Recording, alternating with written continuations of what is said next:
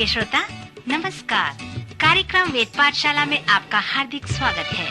इस कार्यक्रम में हम परमेश्वर के वचन का विस्तार पूर्वक अध्ययन किया करते हैं, जो आपकी आत्मिक उन्नति के लिए लाभदायक सिद्ध होगा।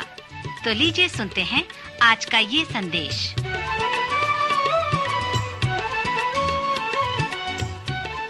नमस्कार श्रोता मित्र, वेद पाठशाला की अगली कक्षा में आपका स्वागत है। इस सर्वेक्षण की कक्षा का प्रारंभ उत्पत्ति की पुस्तक से हुआ था और यह अब हमें पुराने नियम के अंतिम पुस्तक अर्थात मलाकी तक ले आया है। इन दिनों में हम मलाकी द्वारा बताए गए उन 7 उत्तेजित होने की रूपरेखा को सीख रहे हैं। पिछले चरण में हमने उसे इस प्रकार भी देखा था कि परमेश्वर के लिए लोगों का मन ठंडा हो जाता है। सो हमने प्रथम 3 विषयों को देखा था, जो इस प्रकार है कि परमेश्वर के प्रेम को संदेह करना, परमेश्वर के कार्य के महत्व पर प्रश्न करना और परमेश्वर के साथ जो हमारा समर्पण है उसे तोड़ देना। श्रोता, इसके पहले कि मैं आपको चौथे विषय पर ले जाऊं, फिर से एक बार तीसरे विषय को बताना चाहूंगा, जो बहुत महत्वपूर्ण है। जब परमेश्वर के लोग परमेश्वर के प्रेम को संदेह करने के बाद और परमेश्वर के कार्य को मंद गति में देखने के बाद परमेश्वर के साथ लोगों का संबंध टूट जाता है, तो वे इस बात का अनुभव करते हैं। परंतु परमेश्वर के साथ जो हमारा समर्पण होता है, वह लोगों के साथ हमारे समर्पण का नींव होता है। साथ ही साथ परमेश्वर के साथ हमारा जो संबंध है, वो लोगों के साथ हमारे संबंध का नींव है। परंतु जब परमेश्वर के साथ हमारे संबंध व समर्पण में कुछ होता है, तब हम लोगों के साथ समझौता करने लगते हैं। मेरे जीवन में जो महत्वपूर्ण लोग हैं, वो ये हैं जिनके साथ मैं रहता हूं, अर्थात मेरा परिवार। यहाँ पर विशेष करके मलाकी इस संदेश से पुरुषों को संबोधित कर रहा है। मलाकी कहता है कि जब तुम अपने समर्पण को परमेश्वर के साथ समझौता करते हो, तब जो दूसरा कदम है कि आप लोगों के साथ भी समझौता कर लेते हो। यहाँ पर मलाकी विशेष करके तलाक के समस्या के विषय में प्रकाश डालता है। जब यहूदा के लोग अपने पत्नी को त्याग देते थे, तो वे इस बात को प्रकट कर देते थे कि परमेश्वर के प्रति वे अपने समर्पण पर प्रतीति नहीं करते, क्योंकि अधिकांश विवाह कलीसिया में होता है। परमेश्वर को प्रेम करने का तात्पर्य क्या है? जैसे परमेश्वर ने हमसे प्रेम किया, सो अपने पति या अपने पत्नी को प्रेम रखने का तात्पर्य क्या है? इसे हम इस प्रकार भी समझ सकते हैं कि वह समर्पण प्रेम है और वह प्रेम ही समर्पण है। आप परमेश्वर से प्रेम रखने के लिए समर्पण करते हैं। आप अपने पति या पत्नी से प्रेम रखने के लिए परमेश्वर के समक्ष समर्पण करते हैं। यह इस बात को भी नहीं दर्शाता कि आप उनके लिए किस प्रकार अनुभव करते हैं, परंतु आप फिर भी उनसे प्रेम रखते हैं, क्योंकि आप उन्हें प्रेम करने के लिए परमेश्वर के समक्ष समर्पण किए हैं। किसी भी स्थान में, किसी भी परिस्थिति में आप उनसे प्रेम करने के लिए समर्पण किए हैं। परंतु जब आप अपने साथी के साथ अपने समर्पण को तोड़ देते हैं, तब परमेश्वर के साथ भी आपका संबंध टूट जाता है। सो तलाक वो चिन्ह है या वो लक्षण है जिसमें आप अपने समर्पण के दीक्षित में पहुंच जाते हैं। एक बार एक दंपति ने मुझसे पूछा कि क्या हम आपके कलीसिया में बिना समर्पण के विवाह कर सकते हैं? मैंने उनसे कहा कि तुम कलीसिया में क्यों विवाह करना चाहते हो? उन्होंने कहा, हम मसीही विवाह करना चाहते हैं। फिर मैंने कहा, कलीसिया में विवाह करने का तात्पर्य ये नहीं कि आपका विवाह मसीही विवाह हो, या किसी गैरेज में विवाह करने से आपका विवाह ऑटोमोबाइल का विवाह हो। सो मसीही विवाह क्या है? मसीह प्रेम क्या है? जब यह सही तरह से समझा जाए कि यह मसीह प्रेम एक समर्पण है, प्रेम करने के लिए परमेश्वर के समक्ष एक समर्पण, एक त्याग है, तभी हम इसे समझ सकते हैं। जब मेरे पास परमेश्वर के साथ प्रेम का जीवन है, समर्पण है, तो मेरे पास लोगों के प्रेम करने के लिए मेरे पास एक महान जीवन है। सो तीसरा उत्तेजित होने की जो रूपरेखा है, वो समर्पण है। परमेश्वर के लिए मन का ठंडा हो जाने का जो चौथा बात है, वो है नैतिक सापेक्षता या परिस्थिति का नीति शास्त्र। जब लोग परमेश्वर के साथ अपने प्रेम में जीवन को तोड़ देते हैं, समर्पण को तोड़ देते हैं, उसके कार्य के प्रति अपने प्रेम व समर्पण को तोड़ देते हैं और साथ ही साथ लोगों के साथ भी अपना समर्पण तोड़ देते हैं, और फिर अगला कार्य जो वे करते हैं वह इस प्रकार है कि वे असमर्पित लोगों के चारों ओर अपना धर्म विज्ञान बनाते हैं।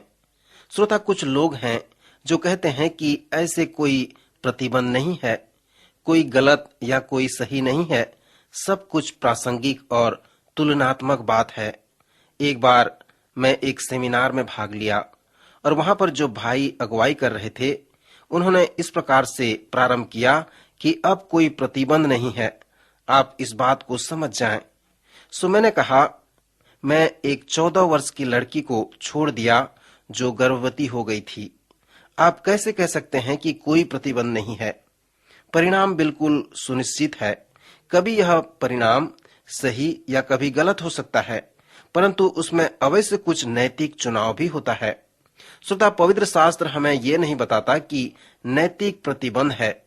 ऐसे बातें हैं जो बिल्कुल सही हैं और ऐसी भी बातें हैं जो बिल्कुल गलत हैं। जब परमेश्वर कहता है कि कुछ सही है तो यह इसलिए क्योंकि उसके परिणाम सही होते हैं, और जब परमेश्वर कहता है कि कुछ गलत है तो उसमें परिणाम सचमुच में गलत होता है। परमेश्वर कहता है कि वहां पर सही व गलत परिणाम है, वहां पर नैतिक रूप से सही व गलत निर्णय व चुनाव है। श्रोता, मलाकी के दिनों में लोग अपने पत्नी को छोड़ देते थे और उनके साथ विश्वासघात करते थे। सो मलाकी उन्हें प्रचार करके कहता है कि परमेश्वर इससे घृणा करता है। वहां पर लोगों का नैतिक स्तर ठीक नहीं है।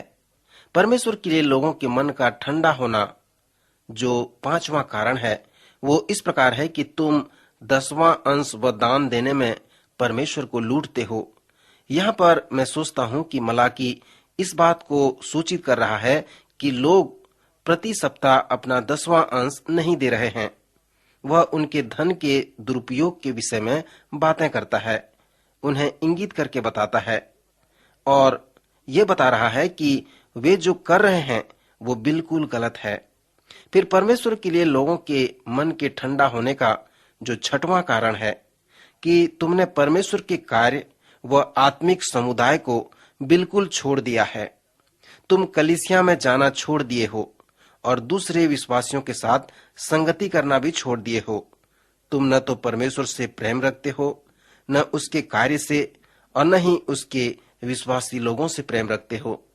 तुम इस प्रकार कहकर अपने कड़वाहट को प्रकट करते हो कि अभिमानी व दुराचारी लोग धन्य हैं, परंतु तुम ये नहीं जानते कि इस प्रकार कहकर तुम परमेश्वर के साथ अपने प्रेम में संबंध को तोड़ देते हो।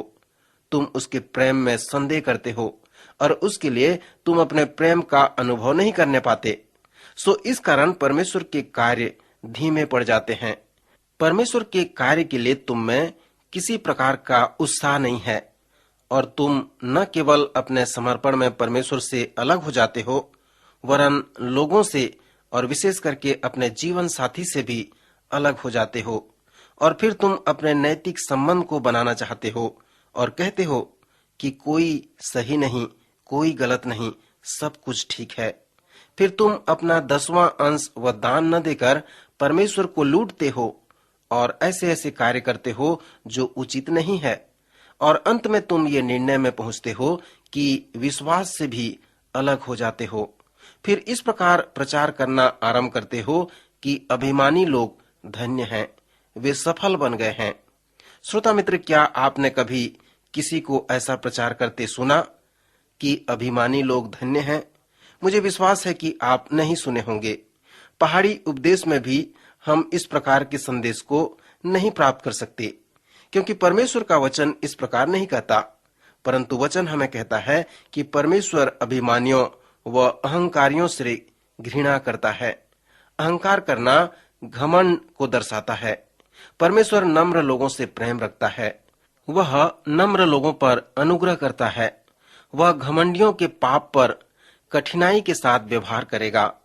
घमंड एक ऐसी बात है जिससे कि परमेश्वर सबसे अधिक घृणा करता है।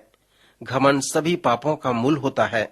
यदि आप परमेश्वर व उसके वचन को जानते हैं तो आप ये भी जानते होंगे कि परमेश्वर कभी भी नहीं कहेगा कि अभिमानी लोग धन्य हैं।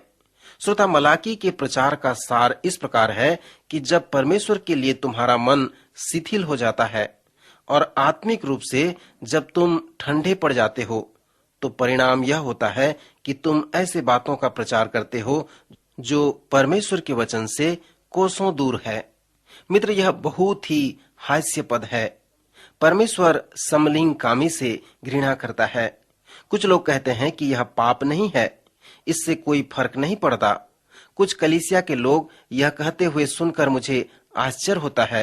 वे कहते हैं कि समलिंग कामी पाप नहीं है, यह सही है, यह परमेश्वर को ग्रहण योग्य है। सो कुछ कलीसिया में लोग इसे अनुमति देते हैं। मलाकी अपने शब्दों में कहता है कि कलीसिया इस प्रकार प्रचार कर रही है, अभिमानी लोग धन्य हैं। श्रोता, यदि आप पवित्र शास्त्र पर विश्वास करते हैं तो आप इस पर सहमत नहीं होंगे। सो परमेश्वर घोषणा करके कहता है कि यह पाप है और इससे वह घृणा करता है। मित्र, अन्य नबियों की तरह मलाकी भी मसीहा के विषय में भविष्यवाणी करके अपने संदेश का समापन करता है। सभी नबियों ने मसीहा के विषय में भविष्यवाणी की कि वह लोगों के साथ आएगा, वह सभी समस्याओं का उत्तर होगा। मलाकी ने भी ऐसा ही प्रचार किया।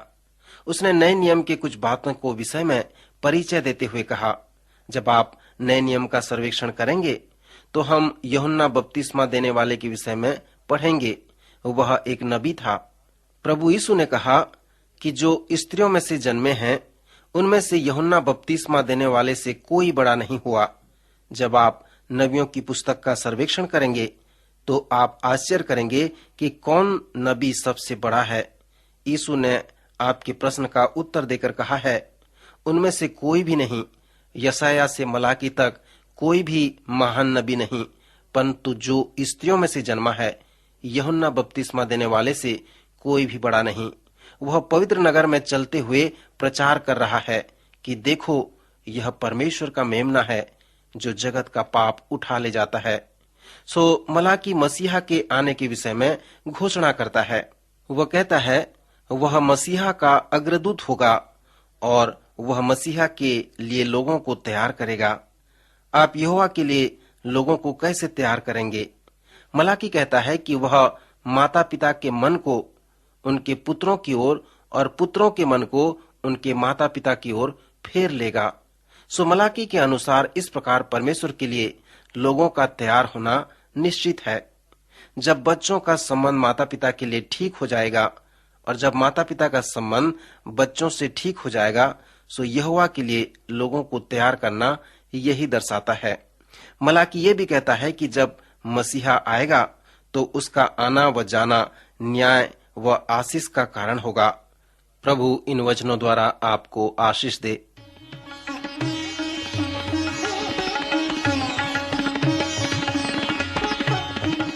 अभी आप सुन रहे थे कार्यक्रम वेद पाठशाला। श्रोता, हमें विश्वास है कि इस कार्यक्रम के द्वारा आपको आशीष मिली है। यदि इस कार्यक्रम के विषय में अधिक जानकारी प्राप्त करना चाहते हैं या बाइबल अध्ययन से संबंधित कोई प्रश्न हमसे पूछना चाहते हैं, तो आप हमें इस पते पर लिखें। हमारा पता है कार्यक्रम Ved Pathshala, Vishwavani, post box number 731, Faridabad 7, Haryana. तो इसी के साथ आज के कार्यक्रम का समय यहीं पर समाप्त होता है। अगले कार्यक्रम में आपसे फिर भेंट होगी। तब तक के लिए हमें आज्ञा दीजिए। नमस्कार।